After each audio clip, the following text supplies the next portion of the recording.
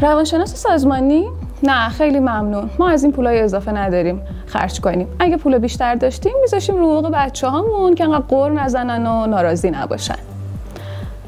خوبه بدونید که حدود 70 سال پیش یکی از مطرح‌ترین نظریه پردازهای روانشناسی و مدیریت آقای هرزبرگ و همکارانشون طبق تحقیقات مفصلی که انجام دادن متوجه شدن که حقوق و دستمزد خوب فقط یکی از عواملیه که میتونه باعث نگهداشت آدم‌ها در شغلشون بشه و تازه خیلی از عوامل انگیزاننده‌ای که باعث بشه اونها کارشون رو با شوق بیشتری انجام بدن محسوب نمیشه.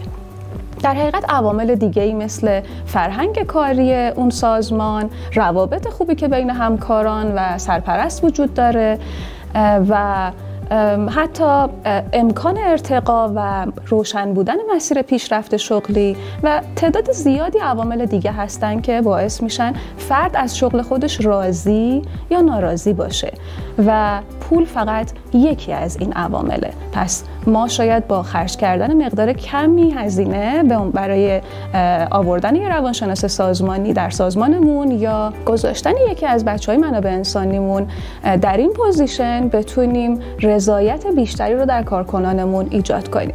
نظریات انگیزش و مباحثی از این دست مطالبی هستن که توی دوره روانشناسی کار میخوایم با هم در موردشون بیشتر صحبت کنیم.